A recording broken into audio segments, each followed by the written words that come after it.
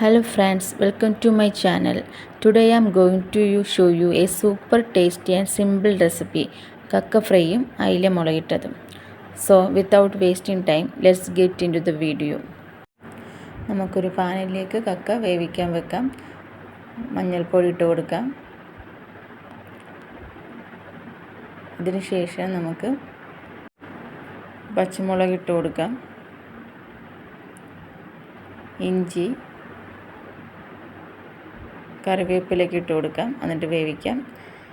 ഇതോടൊപ്പം തന്നെ നമുക്ക് അയിലയും മുളകിട്ട് വെക്കാവുന്നതാണ്.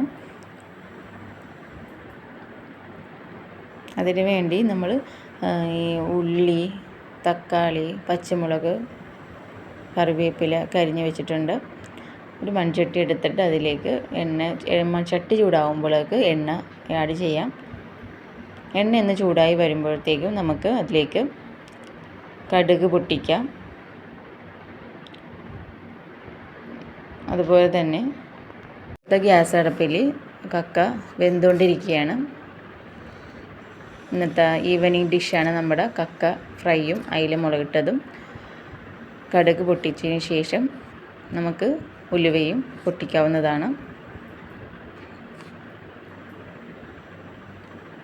അതിനുശേഷം നമ്മൾ അരിഞ്ഞു വെച്ചിരിക്കുന്ന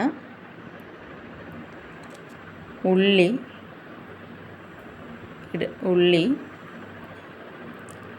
ഇഞ്ചി ഇതൊക്കെ മൂപ്പിച്ചെടുക്കണം.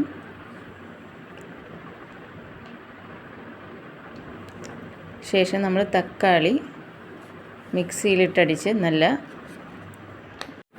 ഫൈനായിട്ട് അടിച്ച് വെച്ച തക്കാളി ഇതിലേക്ക് ആഡ് ചെയ്യാം. കറിവേപ്പില ഇടണം. കറിവേപ്പില എൻ്റെ കറിക്ക് മസ്റ്റായിട്ടും ഉണ്ടാവും. കറിവേപ്പില ഉപ്പിട്ട് കൊടുക്കാം. ശേഷം മുളക് പൊടി ആഡ് ചെയ്യാം. നന്നായിട്ട് മിക്സ് ചെയ്യാം. ഈ ഒരു അരപ്പ് നന്നായിട്ട് തിളച്ച് വരുമ്പോഴത്തേക്കും അതിൻ്റെ ഇപ്പുറത്ത് തന്നെ നമുക്ക് കക്ക വെന്തുകൊണ്ടിരിക്കുകയാണ്. നന്നായിട്ട് കക്ക മിക്സ് ചെയ്യാം. ആ ഉപ്പും മഞ്ഞൾപ്പൊടിയൊക്കെ ഒന്ന് പിടിക്കുന്ന രീതിയിൽ മിക്സ് ചെയ്ത് യോജിപ്പിച്ച് വെക്കാം. അവിടെ ഇരുന്നത് വേഗം സമയം കൊണ്ട് നമുക്ക് ഇപ്പോഴത്തെ ഗ്യാസ് അടുപ്പിൽ അരപ്പ് തിളച്ചുകൊണ്ടിരിക്കുകയാണ്. തിളച്ച അരപ്പിലേക്ക് അയില ഇടാവുന്നതാണ്.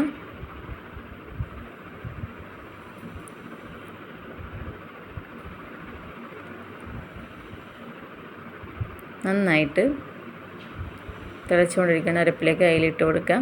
ശേഷം നമുക്കൊന്ന് അടച്ച് വെച്ച് വേവിക്കാം. ഇപ്പുറത്ത് നമ്മുടെ കക്ക വെന്തുകൊണ്ടിരിക്കുകയാണ്.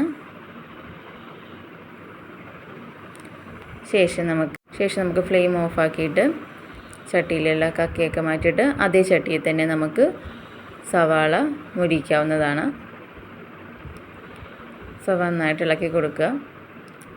ലേശം ഉപ്പിട്ട് കൊടുക്കുക. സവാള ഒന്ന് വാടാനായിട്ട് ഉപ്പ് നല്ലതാണ്. പെട്ടെന്ന് വാടി കിട്ടാനായിട്ട് ഉപ്പിട്ട് കൊടുക്കുക. ലേശം കുരുമുളക് പൊടി ഇട്ട് കൊടുക്കാവുന്നതാണ്. സവാള നന്നായിട്ട് മുരിഞ്ഞ് വരുമ്പോഴത്തേക്കും നമുക്ക് അതിലേക്ക് മുളക് പൊടി ആഡ് ചെയ്യാം.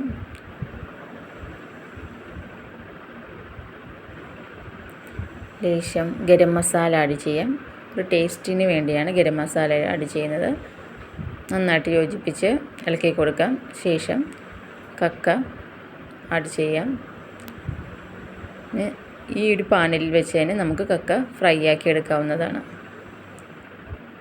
കുറച്ച് കറി ലീവ്സ് ആഡ് ചെയ്യാം.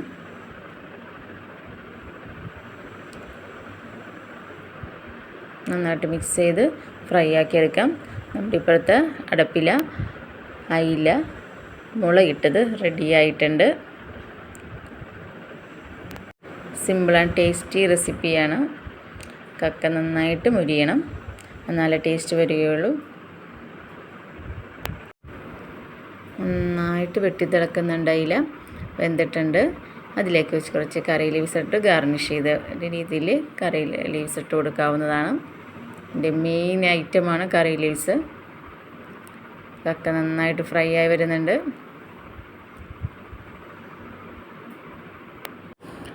കക്ക നന്നായിട്ട് ഫ്രൈ ആവുന്നത് വരെ നന്നായിട്ട് ഇളക്കി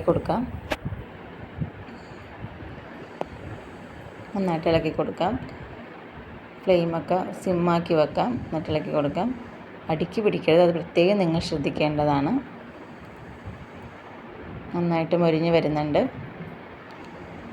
ഇവിടെ നമ്മുടെ കക്ക ഫ്രൈ റെഡി ആയിട്ടുണ്ട്.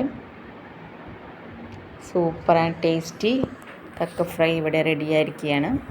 If you like this video, please like, share and subscribe to Dream Creation. Thanks for watching. See you in the next video. Bye.